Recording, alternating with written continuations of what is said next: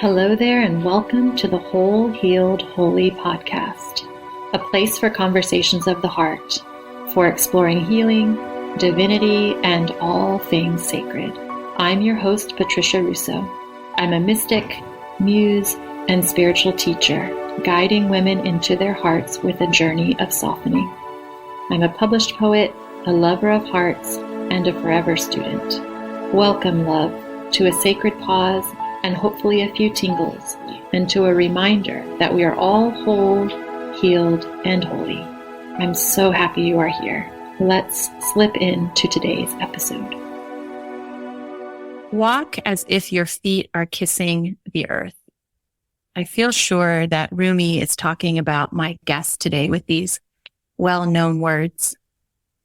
A bio that you can easily find for yourself would tell you that Kelly Robinson is a Chicago native who has designed experiences and offices for some of the world's most influential tech companies. Through her career creating conscious workplaces for Airbnb, SoundCloud, Headspace, and many others, her mission has been to deepen our connection to the ultimate space that we all share, our planet. In the wake of the COVID-19 pandemic, Kelly turned her focus from the workplace to our homes, helping households navigate the new normal of working from home. She authored a digital design guide entitled Where Spirit Meets Space, which weaves together ancient principles of Feng Shui and yoga with her holistic approach to interior design. To bring the book's teachings to life, Kelly hosts sought-after workshops, private design sessions, as well as an intimate 28-day design journey that she offers seasonally. A devoted spiritual seeker, Kelly is also a yoga teacher, a birth doula, a naturalist. She is driven by a deep desire to nurture the human spirit and strengthen our relationship to our planet through the way that we experience built environments. Kelly currently stewards her homes and shares her time in Vancouver, Canada, and the Big Island of Hawaii. I like to start with that biography that you can easily find on your own. And then I like to welcome dear ones that I know into the space with how I see you. The way that you walk in the world inspires me greatly, Kelly, and it always has. You walk on the earth as her daughter, lightly and with an incredible amount of love and care. You are exquisite, sister. You are all heart, embodied, and one of the most generous stewards of space that I have ever met. You are gentle and fierce all at once, a true sister of sisters, and you have always been wise beyond your years. All of this is true, and the ways that your life has touched mine is such a blessing. From opening your home and studio in Berlin to me, which feels like 10 lifetimes ago, to singing mantra with Jai Uttal together in San Francisco. I still have the video that I watch over and over and over again because I just loved that moment. And our double dates with big teachers in Paris, the big teachers that we were dating at the time.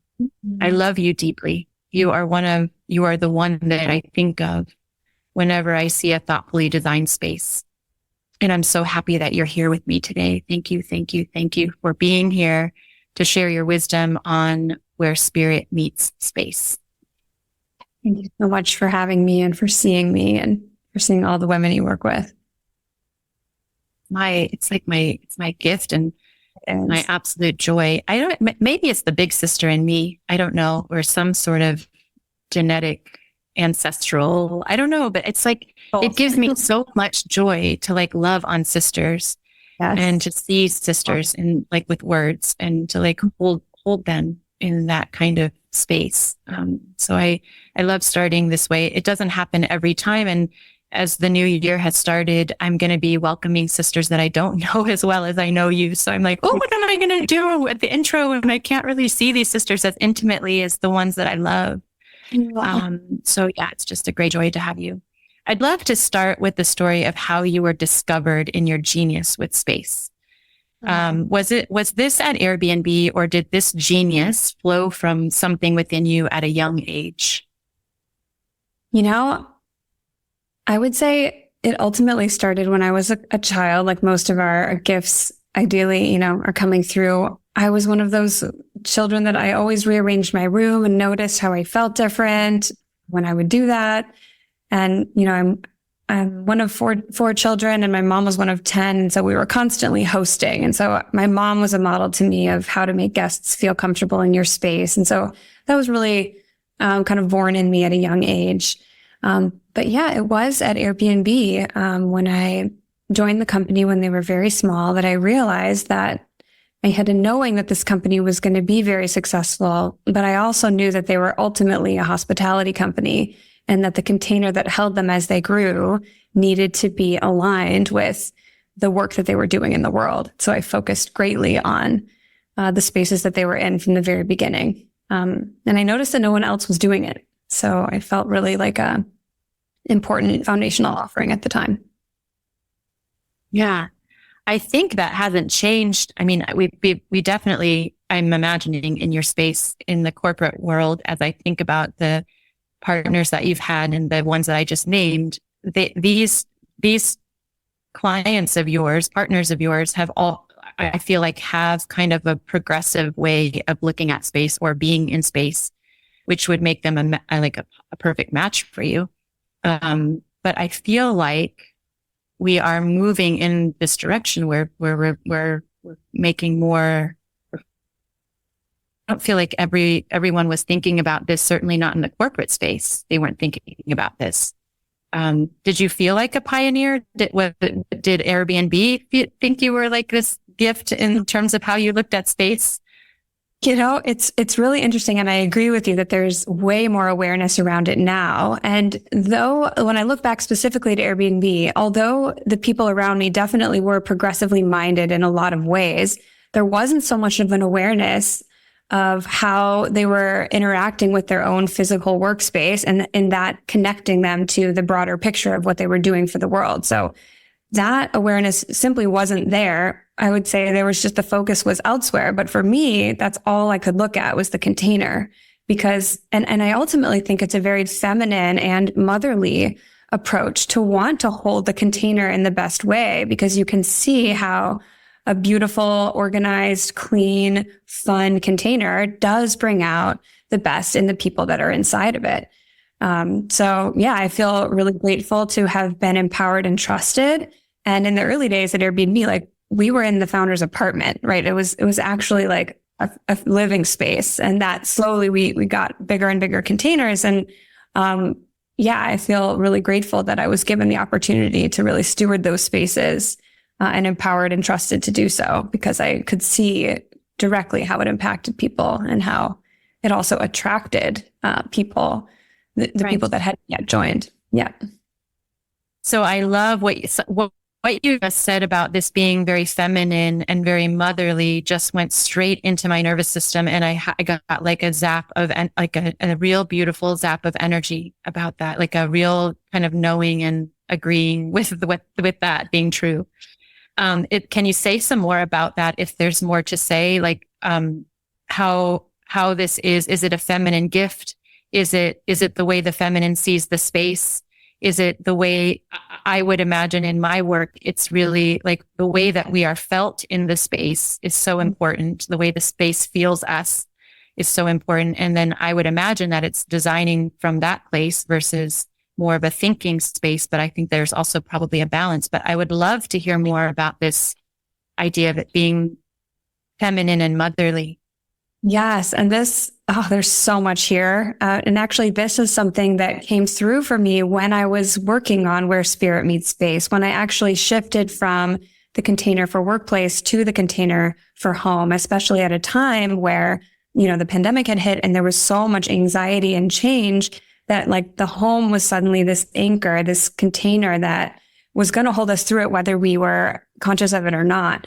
And so to speak to your point about the feminine, I get like chills in my body thinking about this. The very first home that we've all experienced, men and women alike on this planet, is the womb of our mother, right? And so the way that we move through life and building the environments around us and tending to our home and setting up our home or our workplace, it's ultimately a way that we mother ourselves, that we create that, that container, that womb, that second home, third home, fourth home for ourselves. And so I do think because biologically women are a home, are a container that holds and carries life, we do have a sort of biological awareness that is very powerful to hold and contain, through the way that we set up a space. Yeah, that's gorgeous. We kind of went straight into it, this transition from commercial space to, that's beautiful, because I was going to ask you like this question: when spirit meets space, what happens? Like, what is the actual chemistry, or what is the actual energy, or what is the actual thing that happens when spirit meets space? Because this is your work. As this is essentially what you create and share. And so I would love to kind of have an insight to what your process is, or like what happens when you have a woman come into the space and introduce spirit into the space. Like, what can we expect that will happen? I mean, in a word, magic. And I've seen this happen with companies and with individuals and with families and with couples. There's a question of alignment. And I like to consider the alignment of these three temples in our lives that are very significant. One is our actual body, like the physical temple that holds our spirit. The other is our home, which is what holds our body on the daily. And the other, which is much more macro, is our planet, right? So the aligning these three containers with essentially taking care of them in the best possible way, aligning them with the natural law.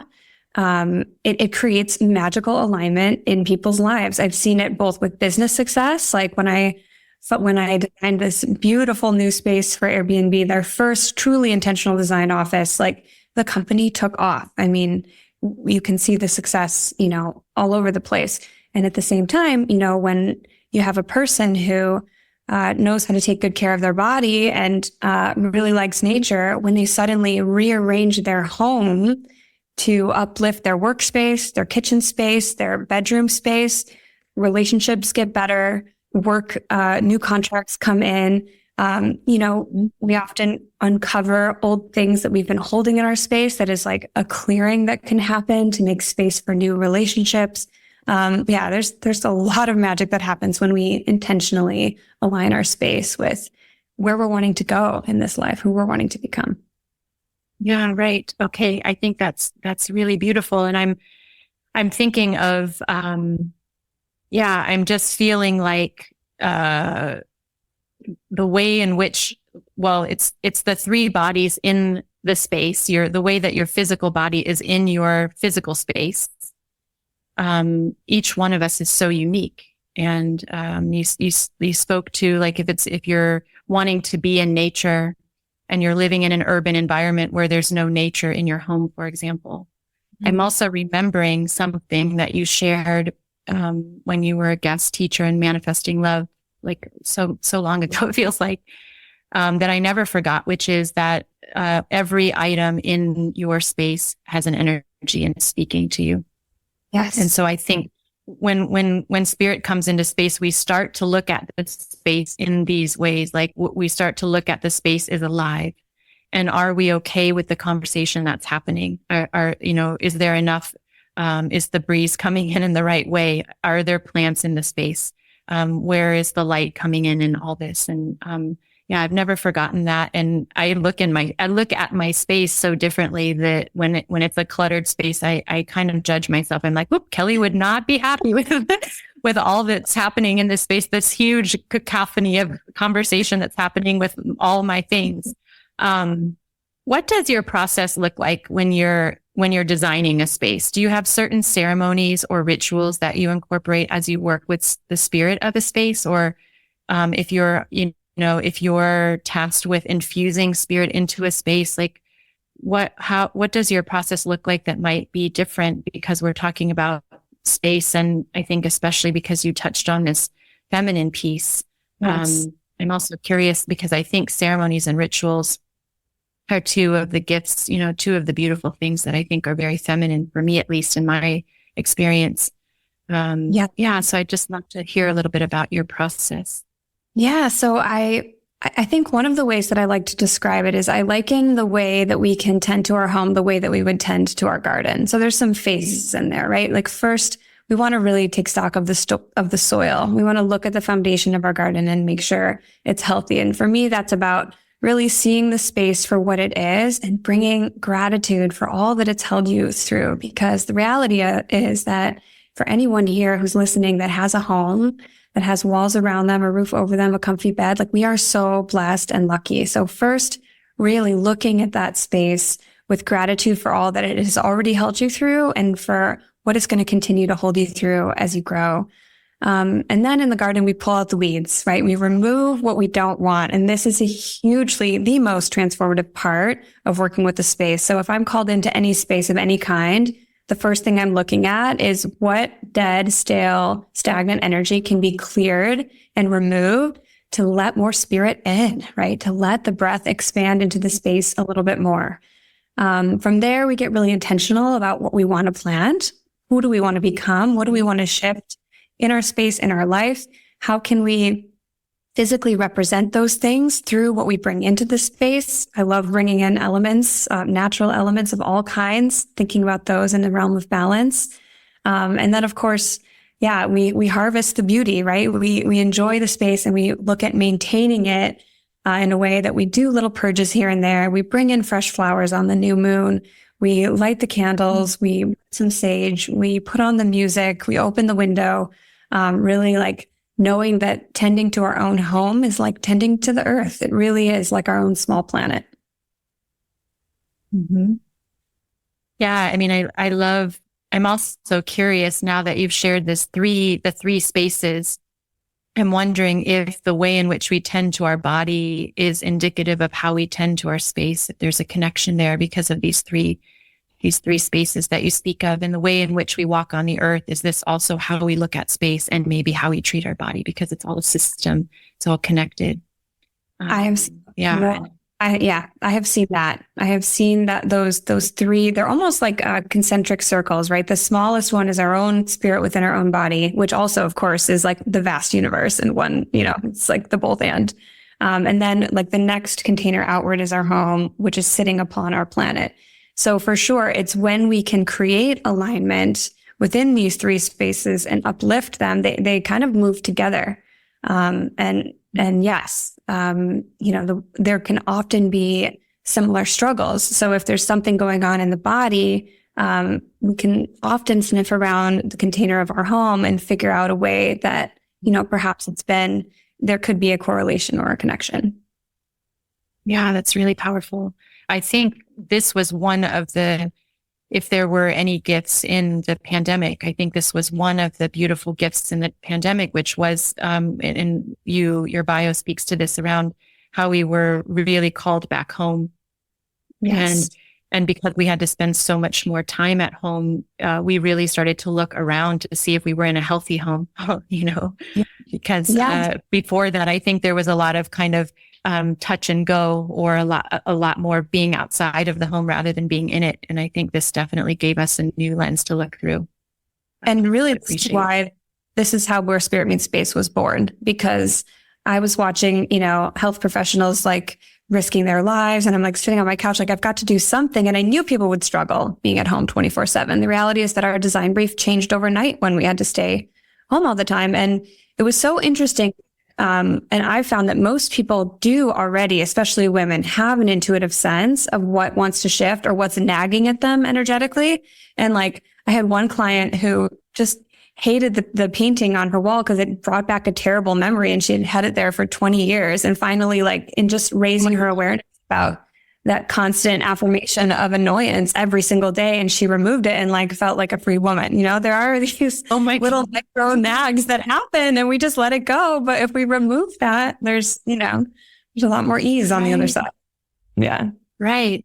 Oh my gosh. And it's amazing. You don't have to do much in a space to make a big difference. Maybe we'll get to that in a moment, but let's touch on space as a spiritual practice. Mhm. And I love the poetry and the depth here, because we can talk about space as in stillness or pause or transition, or we can talk about actual physical space. But what is the spiritual practice of space if we think about the ways that our spaces hold us or support us in like physical and emotional ways? Yeah. Yeah. So there's a couple things that come to mind. One is just this idea of stewardship, right? That the way that we tend to our home is a way of tending to our planet, being grateful and aware of the things that we purchase and bring inside, taking good care of the things that we're given. It's almost like a gratitude practice to not take for granted all the things that we have, including our home. But, on a deeper level, on like an emotional level, when we think about our homes, they've held us through all the joy and all the tears of our whole journey. And for anyone who is going through a hard time or has gone through a hard time, a really intense grief journey or a significant loss, which most people in the past 3 years have dealt with a very significant loss and a grief journey. If we know that pain and difficulty and those anxious nights and those tearful mornings, if we know that's part of our human experience and we know that we have to bravely walk through that, why not walk through that in a really comfortably beautiful, like space that is holding you, that's like holding you like the mother as you, like in the mother's arms, as you go through that, major journey of grief, which most of us, all of us will walk at some point. The home can be a huge ally in allowing us to move through that with integrity. Yeah, that's actually my next question, because you and I, just in the last 5 or so years, we've walked beside each other in, deep heartbreak and big loss. I'm wondering how your personal spaces have supported you during these times. And you just spoke to this idea of how a space supports us and the importance of a space supporting us in through these tough times, or through these times in our lives where we really need to be more deeply in our space. Yeah. I would love to just have your personal thoughts on this as you've navigated some of your heartbreak and loss. Like, I'm imagining that kind of infuses another layer of the way in which you look at and design the space for yourself. Absolutely. So me, and everyone's different in what they most need when they're going through something. But for me, beauty and natural beauty, it does heal me. The purity of nature and the reality of nature, right? Seeing the cycles of nature, it reminds me of this bigger picture that like I am in this deep winter, this emotional winter, and like nature always brings spring back. And so for me, having a beautiful space with beautiful art and vistas that soothe and a clear space that's not chaotic and cluttered, it really helps. Like, beauty is medicine. It really is, especially for the feminine. And so to set ourselves up when we're seeing beauty and everything that we come into contact is offering us some medicine, it helps us move through the difficulty. Yeah. Mm-hmm. Yeah. I'm thinking about spaces that I've been in that haven't been really conducive to supporting me, like on my travels. I've traveled while I've been in heartbreak before. And so I've had to be in different spaces, for example, and really the contrast of feeling the different spaces, some that I feel more safe in or some that I feel more held in. And one thing that I can speak to, and I'd love if this resonates or there's some more wisdom here, there's a really powerful, and you use the word medicine, there's a powerful release that happens for me and a deeper availability of healing when I'm in a certain space that I feel kind of brings that out of me, or kind of holds me in that way. I love that, especially when you are going through deep loss, this reminder that there is a cycle and that life goes on, and that, the ocean is still there and the garden is still growing. It sounds so simple, but there's something really primitive, like kind of primitive about that. It's like this really reminder that, because I think when you do lose somebody that you love, it's sort of a jolt, like, oof, what is left, and like, what's the point? And you kind of have these existential questions, and just to be able to look out your window, or to be able to bring something fresh inside and have that with you as a reminder, is really powerful. But I also feel like the power, if we look at space as living, there is for me a connection to how I can heal more deeply or feel more deeply in certain spaces.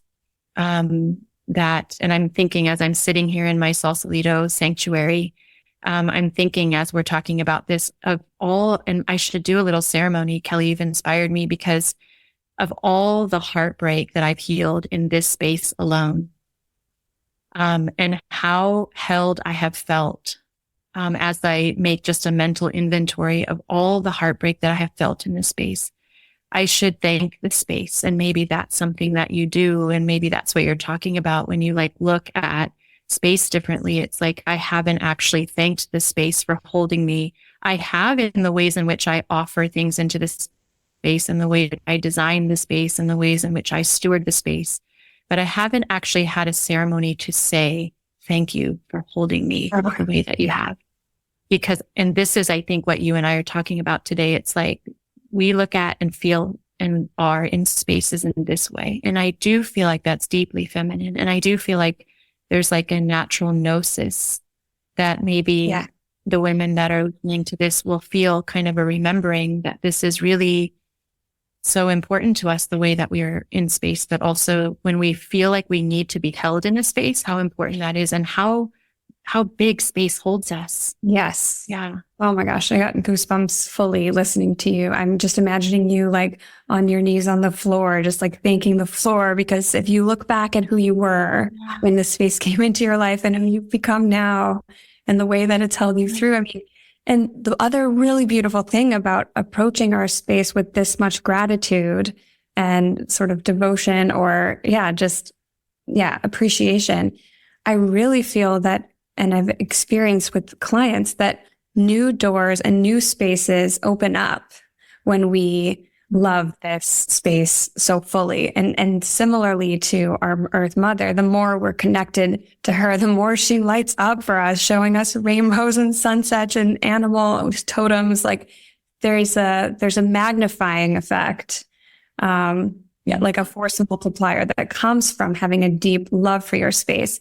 And so, when I started Where Spirit Meets Space, I was living in a tiny coach house in Vancouver, one room, and I just loved it, loved every inch of it. And between the time that I started that and now, which has been maybe 3 years, I now am stewarding incredible homes. So for anyone that is, wanting and longing for a different space, I would say a path towards that is to deeply love the space that you're currently in.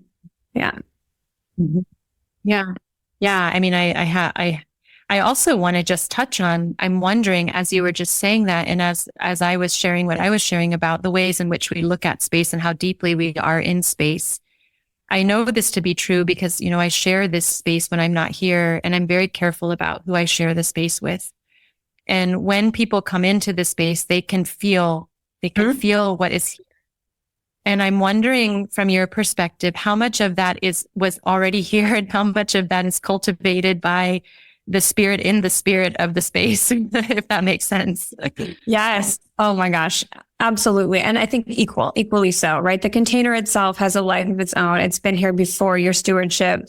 And so there is already like something powerful around it, around the earth that it sits on. I mean, you're by the water and the forest. I mean, it's already alone there, but you coming in to steward that and to be the guardian of that space has opened up, a certain resonance that does pull in these certain people. And I know from talking with you about it, you've had miraculous people come in living lightly in space, honoring it too. And I've experienced the same thing. I share both of my homes, and I've experienced like wonderful people stepping in as a result of the way that we hold the container. Yes. And you can feel this if you go to any other like public container. When you walk into a beautiful art gallery, there's a moment of like, you're invited to just be within yourself, just quiet and taking it in. Like spaces do affect the way that we, behave. So yeah. Mm-hmm. Yeah. I feel that you can, when you enter someone's space who has thoughtfully and intentionally designed it, it feels different. It feels very different. And this is why you have this great program and this great business, because you have the ability to make it that way. Are there certain ways of being with or in a space that would not be, that you would say are not conducive or like to great support or not supportive in some way? Like what? A few things come to mind. I think a lot of the pattern of consuming and discarding in our homes, right? The way that we throw things away. I want to have the nickname of like Compost Kelly. Like I just want everybody to experience the joy of composting, like just to be able to offer our food back onto our soil, right? Even if it's just such a micro cycle, it's not, so really being conscious of how much we consume and how we discard. That's a big one. I would say similarly, like making sure like we're opening up the doors and windows, all of them, like that there's energy flowing through the space where it was designed to be flowing through the space, and, being careful not to kind of shut out the outside world, right? Inviting the outside world in. Overly hoarding stuff, not knowing what's in the drawers around you, really like taking stock of things. I would say, avoiding just like having the no man's land closet that's just full of stuff that you go into. Not under that bed, not in that drawer. Exactly. And it's not, it takes time and energy, but once it's a practice as well. And once you are practiced at it, it becomes easier and more natural. And the reward you get of how you feel in a space is much better. So living in a space in any way that's wasteful or that's, not honoring of because everything that we have, it ultimately comes from nature in its origins. And so, honoring that and not taking for granted, wasting or, not utilizing things to their fullest potential. Yeah. I'm applying that right now in my mind to the 3 spaces. Applying it to the physical body, applying it to Mother Earth. I mean, the way in which we've kind of depleted the soil, like no one is like, I just feel like the art of composting, it's just like it's just a lost skill or a lost action. We just aren't doing it anymore. Totally. And it's I was going to say also on the note of consuming and discarding and bringing it to the body, I have not come across a client yet who was having some sort of like digestive issues in their body, feeling a little bit stuck and living in a space that's very clear and clean, right? There can be a correlation in the way that we live, the way we treat our body, and the way we treat our home as well. So can you speak to a little bit of, just touch on this idea of bringing elements into the space? Ways in which we can bring elements into the space, because it's so important. And I think oftentimes people don't realize how easy that is to make sure that the elements are in the space. Yeah. And it's so fun when people have never like looked at their own space through the lens of the elements before, and they discover what the balance of elements is like in their space.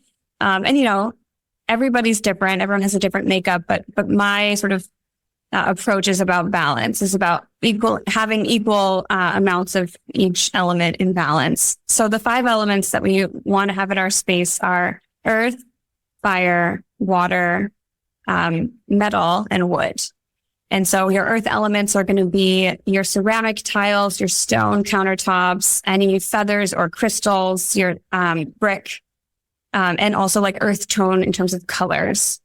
Then your fire is going to be actual firelight, candles, fire itself, and then the colors of red and orange, and also anything shaped like a pyramid, like a triangle, kind of like the shape of a flame. Your water is going to be your blues, even your darks, your blacks.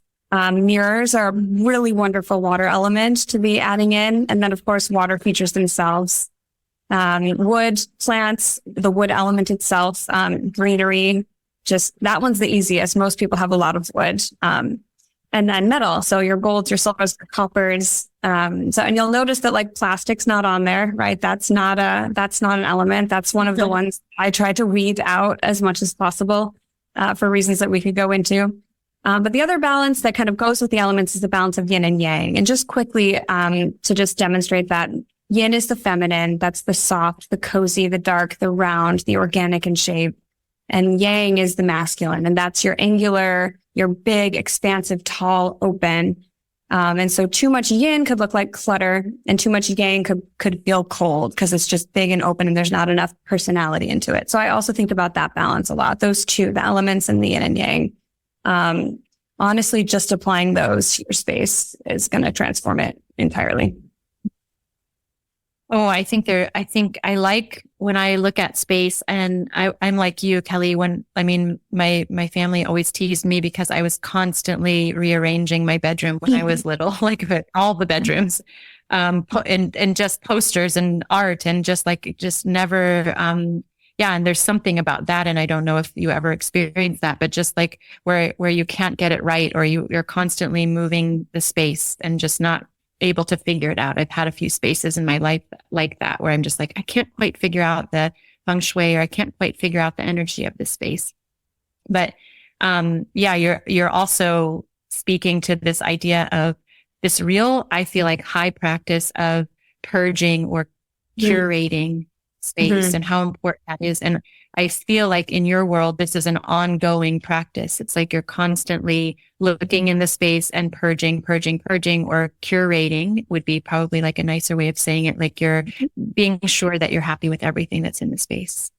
Yeah. Yeah. And a really natural way to do that too is if you're bringing new things in, making sure that something's going out, because there's a sort of max capacity of stuff that feels right in a space before it starts to take up space that you can't yourself inhabit, Yeah.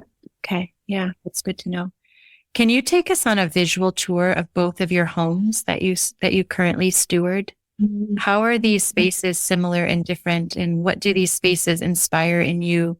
What elements do you love? What parts of these spaces are kind to the earth? Like, I just love to, and I will put in the show notes the ways in which people can see these spaces, the ways you share them on social media. And you've mentioned that you share the spaces on Airbnb. So it's easy for us to be able to see the pictures of them. But I would love, just while I have you here, for you to take us like on a visual tour of them and what they mean to you and how they're special for you. Yeah. Yeah. I love them both so deeply. In Vancouver is my more like urban home. However, I'm about, 20, 25 minutes outside of the downtown, but I'm right on a beautiful inlet of the ocean. So when you walk into my space, it's open. This is something both of my spaces are. They're open and clean with like big windows to the outside. In Vancouver, I'm looking at the ocean. And so it's trees, mountains. There's a resident eagle. There's a resident seal. I'm in communion with those guys every day. And as you flow from room to room, everything's kind of really seeable. There's nothing really hidden. It's also really clean. There's 5 different items in each bedroom, right? It's like, it's not overly designed. But yeah, it's about and I don't have a TV in my room, my living room in Vancouver, because the view is nature TV.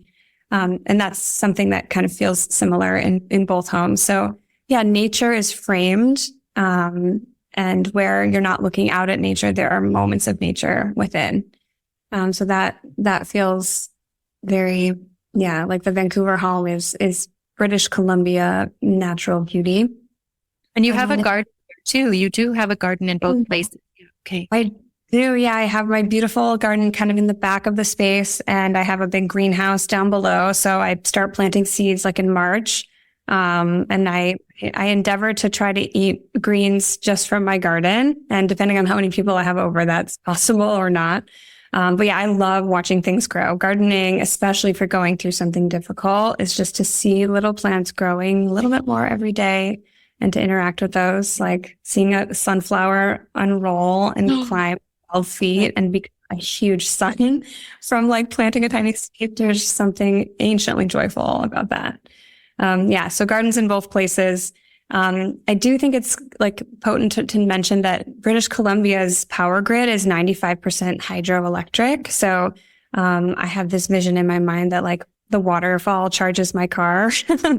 And here in Hawaii, I have a solar grid on my home. So also thinking about the way that we consume energy and being at the front of the wave of renewables as much as we feel is like appropriate or possible.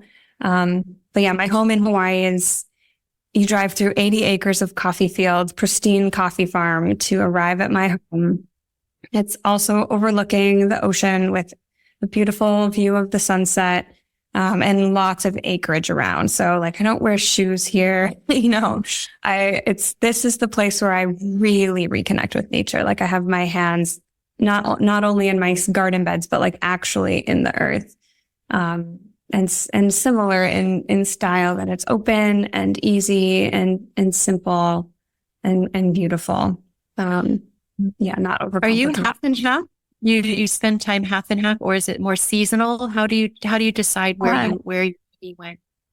At the moment, it's like 8 months in Vancouver and 4 months in Hawaii. And a big part of what determines that is that I wanted to design a life where I could experience the fullness of life with less flying, which has been, I used to try, I'm like embarrassed of my carbon footprint. I've traveled so much before I was really aware of what was happening.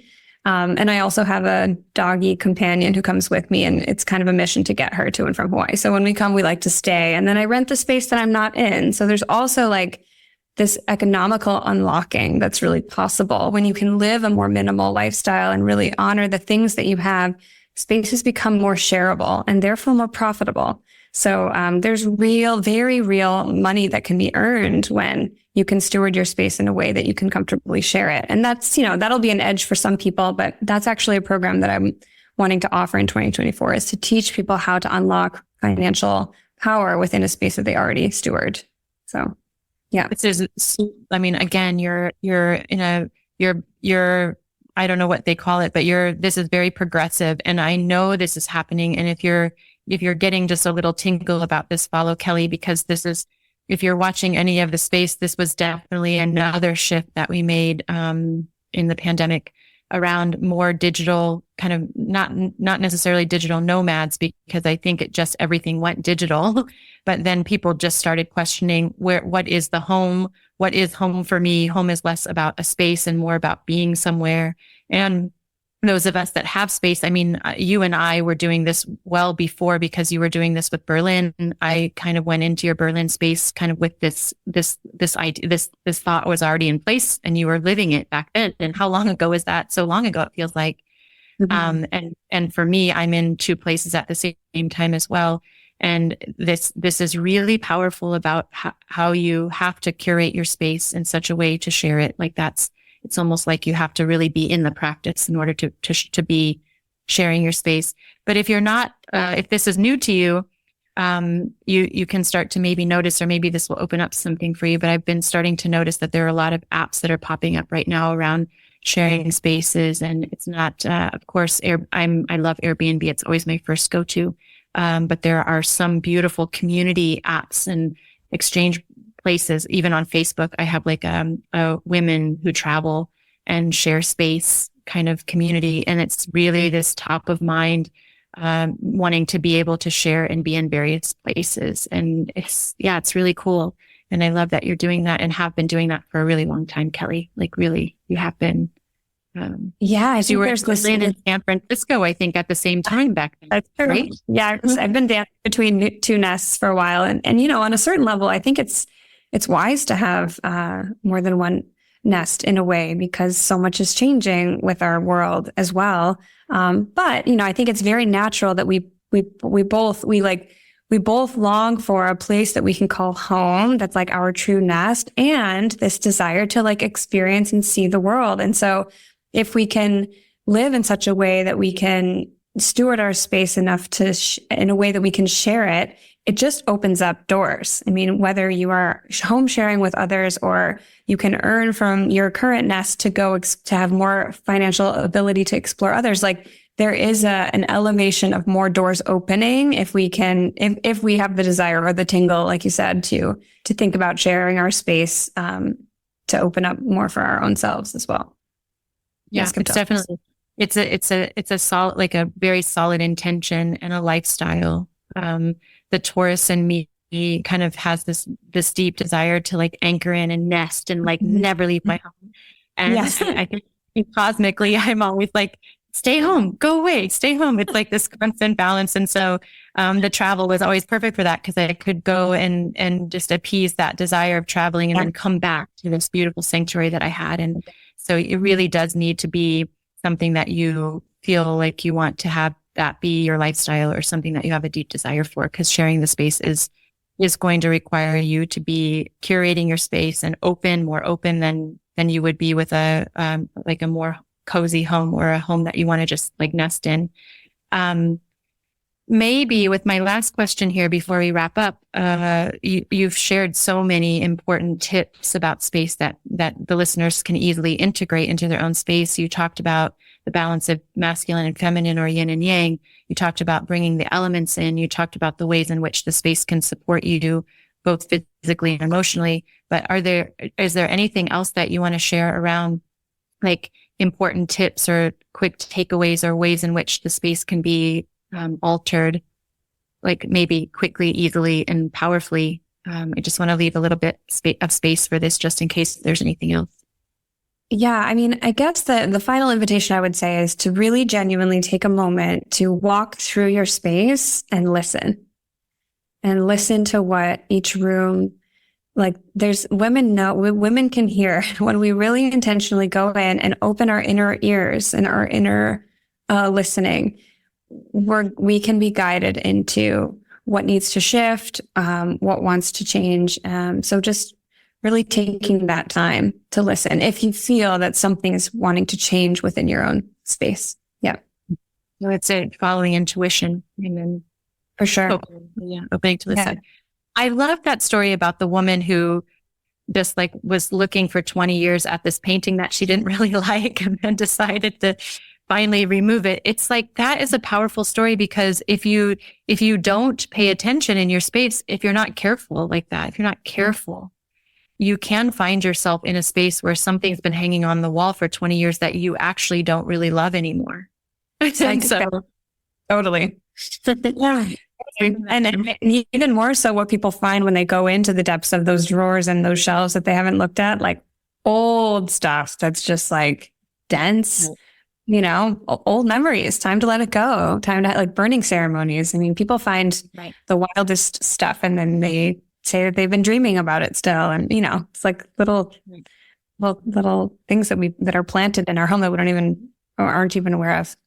Right. So there is something very therapeutic too about purging, like big purges. Yeah. I haven't cleaned out in a long time. Yeah. I just did that our last trip. I just did that in the storage unit, just boxes and boxes of things and boxes of donated books to the library and all the things. It was really, felt so good to like. Yeah. And the ways that we give it away, that we compost it rather than trash it. It feels better knowing that those books go to a library or put it on Facebook Marketplace free. I mean, people will come and your stuff is gold to them. It feels so good to be able to give that stuff away for the space you've created and the joy that you've given. Yeah.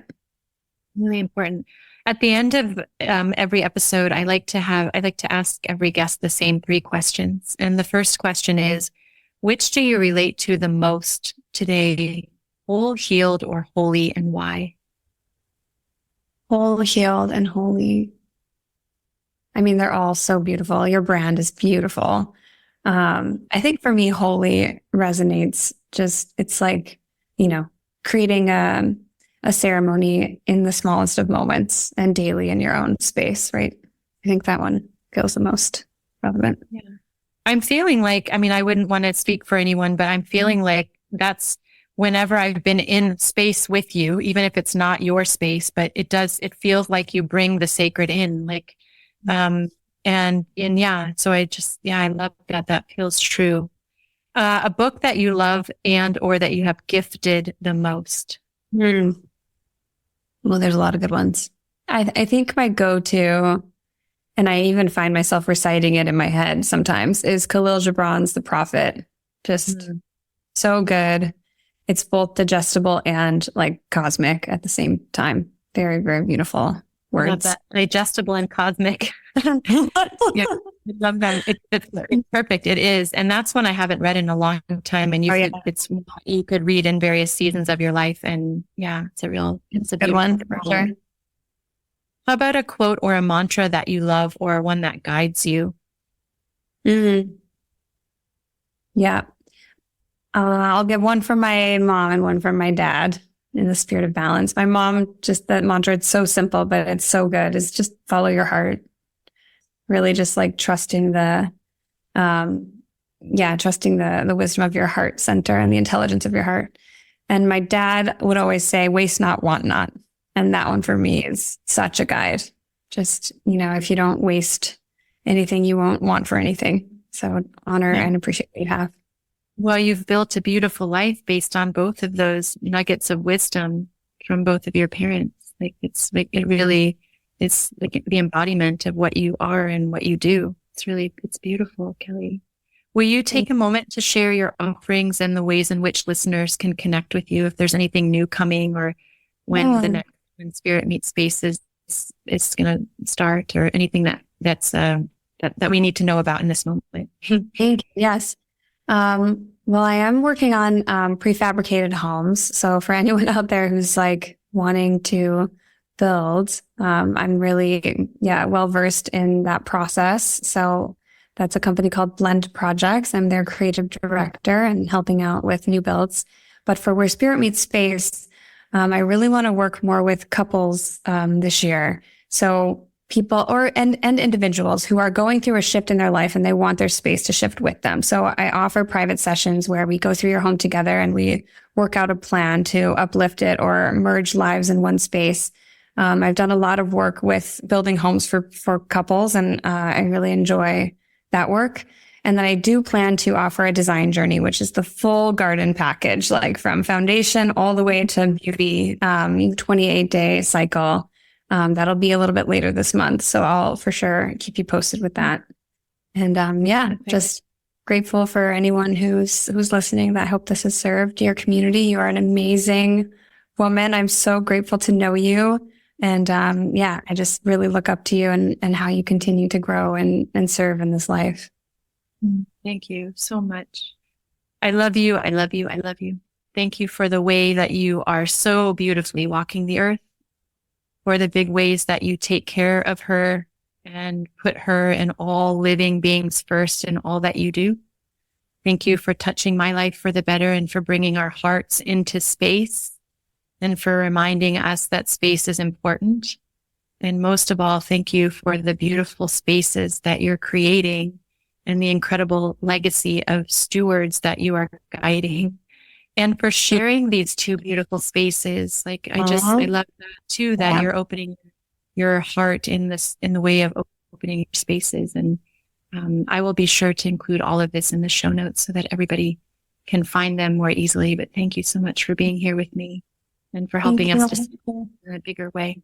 Yeah. I hope to welcome you into one of my spaces soon, sister. It would be so good to hug you again. I would love that so much. Let's make it happen. All right. You heard it here first.